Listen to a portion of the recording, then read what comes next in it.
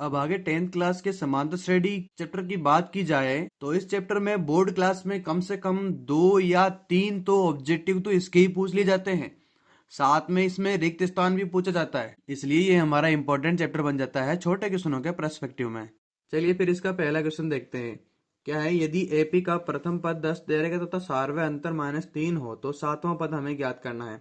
क्या क्या दे रखा है यहाँ पर? प्रथम पद दे रखा है, ए का मान दे रखा है आपको 10 दे रखा है। तो सार्वय अंतर आपको दिया हुआ है -3 और हमें सातों पद निकालना है। इसका मतलब एन का मान यहाँ 7 दे रखा है। सूत्र हम जानते हैं, सूत्र होता है एन बराबर a plus N minus 1 into d. सारे मान रखते हुए ए का मान यहाँ पर 10 है, एन का मान यहाँ 7 है, 7 माइनस 1 और डी का मान यहाँ -3 है। 10 और ये 7 माइनस 1 हो गया 6, 6 को -3 से गुणा करेंगे तो -18 हो गया और यहाँ पर हो जाएगा -8। ये ऑप्शन हमारा राइट हो जाएगा। इससे अगला क्वेश्चन देखते हैं हम। समांतर श्रेणी √2, √8, √18 और √32 है का सार्वय अंतर निकालना है। देखो सबसे पहले √2 दिया हुआ है, दूसरी बार √8 दिया हुआ है। इस √8 को हमें कैसे लिखना है वो देख लो आप। √2 है, √8 को क्या लिखा जा सकता है ये देख लो। पहले 2 × 2 × 2 है, यहाँ पर 2 का पेयर बनता है, एक बाहर आ जाएगा। इस √8 को लिखा जा सकता है 2√2। अब यहाँ पर उससे अगला ले लो, √18 ले लो। √18 कैसे बनता है? ये बन जाएगा हमारा 2 × 3 × 3। यहां से ये बन गया 3√2 बन गया। इसी तरह ये एपी कैसी बन गई? फिर √2, फिर 2√2, 3√2। इसी तरह √32 का करेंगे तो भी ये आ जाएगा 4√2। ऐसी एपी बन गई है। सार्वय अंतर निकालते कैसे निकालते हैं? डी, वो होता है a2 - a1। यहां पर a2 कितना है? 2√2 और a1 कितना है? √2। 2√2 में 1√2 कम करा तो ये हो गया हमारा √2। अपना आंसर हो जाएगा सार्वय अंतर √2 हो जाएगा, जो कि हमारा सी ऑप्शन राइट है। इससे अगला देखते हैं।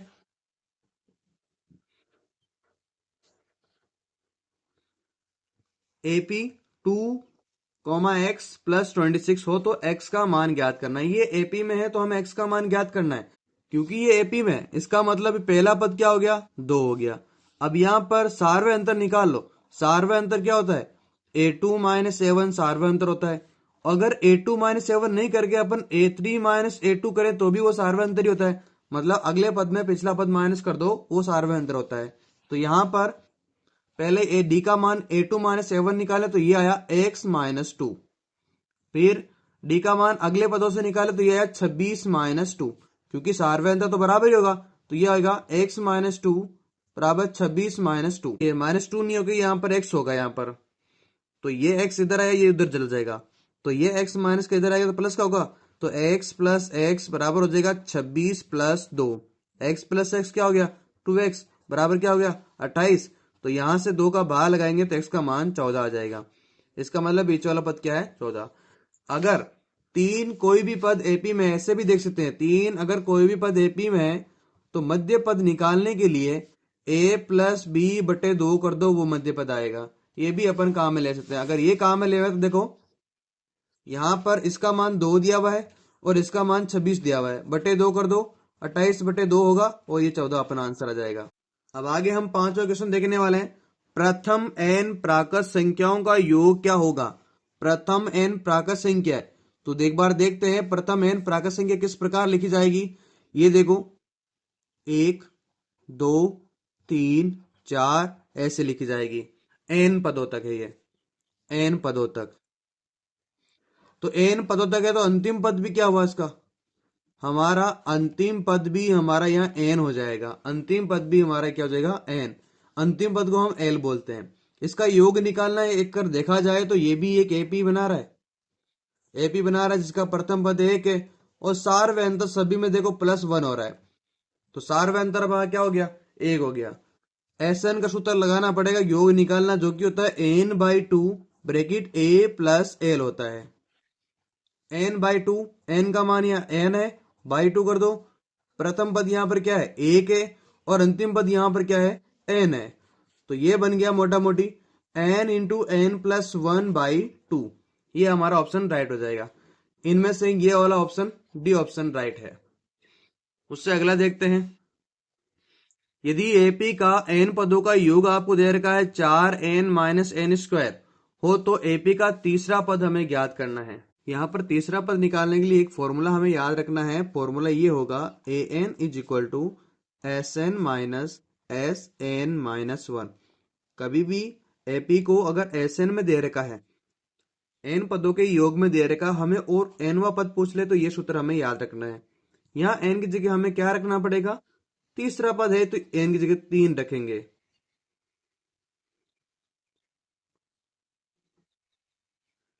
तो सूत्र क्या बन जाएगा हमारा, a3 is equal to s3 और s n माइनस 1 3 माइनस 1 और ये 2 बन जाएगा। कुल मिला के हमें एक तो s3 का मान निकालना है और एक हमें x2 का मान निकालना है। s3 का मान निकालने के लिए हमें sn तो दिया हुआ है, sn दे रखा है 4n माइनस एन स्क्वायर। इस n की जगह हमें पहले 3 रखना है तो ये बन जाएगा 4 गुणा 3 माइनस और ये 3 के स्क्वायर है तो ये बन गया 12 और ये माइनस का 9 जो कि बन जाएगा प्लस का 3 है। अब दूसरा s2 निकालो। s2 निकालने के लिए हमें n की जगह 2 रखना पड़ेगा। 4 इंटू 2 माइनस ये 2 का स्क्वायर है, ये हो गया 8 माइनस 4 जो कि हो गया हमारा 8 माइनस 4 और ये बराबर आ जाएगा 4 आ जाएगा। अब ये सारे मान s3 का मान और s2 का मान यहां रखने पर तीसरा पद आ जाएगा, a3 में हो जाएगा। s3 का मान हमारा आया 3 माइनस s2 का मान आया 4, 3 माइनस 4 माइनस 1, अतः हमारा तीसरा पद माइनस 1 आ जाएगा और इसमें माइनस 1 ऑप्शन हमारा सी ऑप्शन राइट हो जाएगा। इससे अगला क्वेश्चन देखते हैं। यदि 20, p, माइनस 8 समांतर श्रेणी हो तो इसमें p का मान ज्ञात करना है। अभी ठीक पहले क्वेश्चन है, सेम ऐसा क्वेश्चन यहां पर है तो इसको हम ऐसे सोल्व करेंगे a प्लस बी बाई 2 से। यहां इसको a बोलना है, b बोलना है तो ये होगा 20 प्लस और ये माइनस का 8 है और बाई 2 हो जाएगा। अब 20 और ये माइनस का 8 कितने हो गए 12, 12 में 2 का भाग दिया तो ये आ जाएगा हमारा 6 आ जाएगा, 6 ऑप्शन राइट हो जाएगा। अगला देखते हैं। यदि एपी का प्रथम पद व अंतिम पद, यदि एपी का प्रथम पद व अंतिम पद ए और ये एल है तो पदों की संख्या एन हो तो एपी के पदों का योग क्या होगा। प्रथम पद दिया हुआ है, अंतिम पद दिया हुआ है तो पदों का योग निकालने के लिए हमें अभी सूत्र देखा था एस एन होता है N by 2 bracket A plus L. इसका आंसर ये हो जाएगा। चलो एक लास्ट क्वेश्चन देख लेते हैं। एपी ए 3a प्लस 5a का एनवा पद ज्ञात करना है तो सबसे पहले देखो प्रथम पद क्या है। प्रथम पद यहाँ a खुद है और सार्वय अंतर निकालने के लिए क्या करेंगे a2 माइनस a1 करते हैं। दूसरे पद में से ये पहला पद माइनस करते हैं तो ये सार्वय अंतर क्या आ गया 2a आ गया। और एनवा पद निकालना है, यहाँ पर एन की जगह हम एन ही रखने वाले हैं। एन बराबर a plus N minus 1 into D. तो सूत्र में रख दो, ए की जगह ए ही है और एन की जगह एन है एन माइनस 1 और डी की जगह यहाँ पर क्या है 2a है। तो ऐसा कोई मिलने वाला हो तो देख लो 2a इंटू ए, 2a इंटू एन ये बन गया 2an माइनस ये बन गया 2a। अब यहाँ पर a प्लस का है 2a माइनस के तो माइनस का ही रह जाएगा तो यहाँ रहा 2an माइनस a। दोनों में अगर a कॉमन लिया जाए तो क्या रह जाएगा a और ये देगा 2n माइनस 1। ये ऑप्शन हमारा जो होगा वो राइट हो जाएगा। 2n माइनस 1 इंटू ए, 2n माइनस 1 इंटू ए ये ऑप्शन राइट है। अब इससे अगले वाले वीडियो में अगले चैप्टर के ऑब्जेक्टिव क्वेश्चन किए जाएंगे।